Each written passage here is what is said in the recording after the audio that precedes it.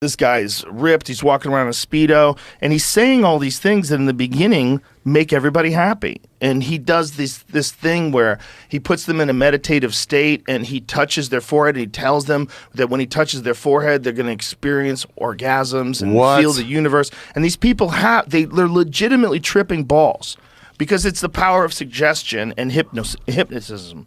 So he's hypnotizing these people, and then he's putting like in the beginning of the cult, it's amazing. Like, no one seems to have a problem in the beginning. That's the thing about these things. When you watch the beginning of Wild Wild Country, same shit. The beginning looks amazing. Yeah, it did. It was like, I want to join. Yeah. That's my friend Todd said that to me. He goes, dude, I want to shut it off after episode 1 and go season find 2. them. Yeah, it's great. Let's get out there. He's like, I want to go find them.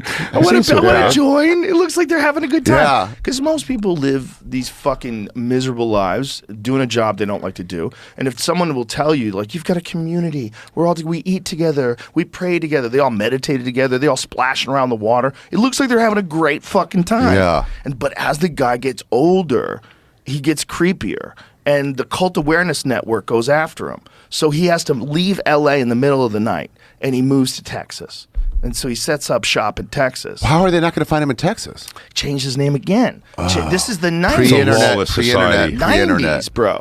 Yeah. This is the 90s, right? He starts the cult in like 81. So in the early 90s, there's these weirdos splashing around in Barton Springs holding hands with this guy who wears Speedos and an eyeliner. Like, what the fuck? And that's where they got him? So he changes his name from Michelle to Andreas. And so Andreas, now he's getting older. He starts getting weird. And one of the things he starts doing is fucking with his face. He starts like shoving cheek things in and pulling things back and lips. He looks fucking weird. And he's hanging on to like his good looks, and it throws them off because it doesn't fly with his message. Your body is a vessel. Your body is just a vessel. And then you're getting cut up. You are God. We are all God. You know, it's like, but now all of a sudden he's like getting facial surgery, and they're like, huh. And so then a guy leaves. He was more gay than leader. Got one out of it. He realized he's like, well, I got to get the face fixed. More gay than Guru. He had to get the face done. Yeah, it's a fascinating documentary, man. But I love all those things. I love when you watch one of these things. That one, the dude who fucked the whole family in Utah. Oh yeah. That was great. But when you're watching, you're just like, how do I not know about this? Dude, I think there's certain people that, I mean, I think this is why cults work. I think this is why some people become religious zealots and suicide bombers. There's certain people that are just fucking really gullible, man. Yeah. You can get them. Well, not one of them ever, most of them, when they're interviewed afterwards, when they're out, they always say that same line of like, I know what cults were. Yeah. And in fact, when they would explain to people what was going on, they'd be like, I know what you're thinking. This isn't a cult. It's just a bunch of people living together, dressing the same, doing whatever, you know. Like they talk about it in the documentary. They explain a cult while they keep telling you, like, it's not that. We just all eat out of the same tray. We don't eat protein. In the documentary, they were saying, well, they were joking around that everybody thinks it's a cult, and they're like, well, if we're in a cult, at least we're in a good one. And it was for a long time until one guy leaves the cult and sends out a mass email.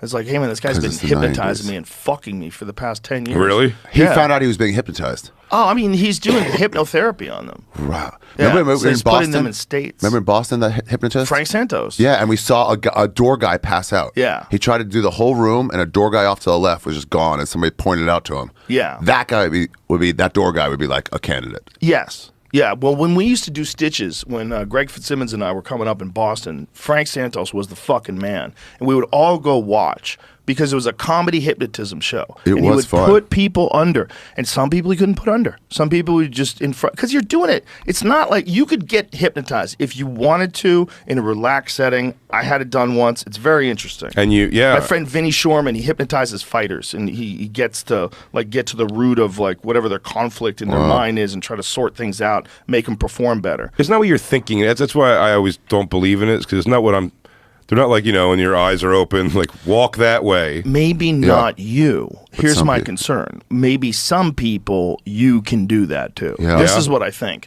I think what I experienced was like a different state of mind. It seemed like, I'm like, wow, this is like a drug. Like I'm on a drug. I mean, this is very strange. But it was very pleasant, and it was very, I was present and pleasant. It was like I was right there, and I was like looking at things from a different angle. It's almost like I had removed some layers of clothing that was like my conditioning in life. I got to look at things. I'm like, this is very much like a psychedelic drug. Someone described to me once, or I heard, actually I think it was on Howard Stern also, a hypnotist that came on that does their thing, said this is essentially in a level hypnotizing. If they're listening to this while driving in a car, it lulls you, and they're just like not even thinking, they're just kind of like. But he said it's still a state of hypnosis when you're just kind of driving and not thinking. You're just you turn up at your house. You're not hitting cars. You're not in danger of crashing. You're just on this complete no memory, present of how you got autopilot. back, Yeah. Doesn't that weird you out when you find yourself doing that? You're like, what the fuck? Oh yeah. Yeah, like I'm doing everything right. I'm on the right road. I'm in the right lane. I'm you're not like, speeding. I forgot if the last 3 lights were green. How did I? Just baby dragging How am I behind you. just zoning out while I'm driving? You're like, those last lights were green, right? I'm not It's crazy. so frustrating watching people text and drive. You watch them weave into the lane. Like, pull your fucking phone You down can when see you it. drive. You can see it ahead. You're like, that's a texter for sure. 100%. I always want to pull up to him. Just look at him. Too dangerous. Texting. You look at him texting. Look at him texting. He's fucking jackass. You know what I do when they're texting at a red light and they're looking down? I'll just like honk next to them, and so they just start going before it's still red. And they go, what the fuck? Look up. Well, you don't have to do that now with CarPlay. CarPlay is the shit. You just I don't know speak if your you texts? do it. Yeah, man, I do it all the time. I take care of so much shit when I'm on my way to work. Yeah. I can say, text Big J, go fuck yourself, bam. And it says, go fuck yourself, send it.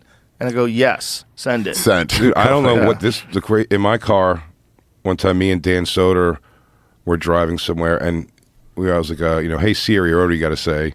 Yeah. And it was like, hey Siri, and it was like, what would you like me to do? And Soder just goes, suck my dick.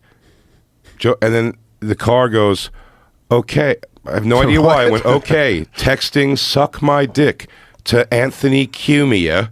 I was like, Oh, that's hilarious. That's hilarious. Like, I've never texted Anthony Cumia ever, and all of a sudden, hey, suck my dick, by the way. If you have like a shitty microphone in your car, it'll fuck Mine up. does that when it's like, call so-and-so, and they're like, calling this other person. You're like, no, stop. Mine, I wear those little AirPods, and sometimes I pick up the wrong ones. I have ones that I have for the sauna, and then ones for real world. Yeah. And the ones for the sauna, they get cooked. They go bad. Really? Yeah, they go bad. So like the microphone's bad. I'm talking to people. They're like, "Where the fuck are you?" I'm like, "All right, this mic's bad. It's cooked."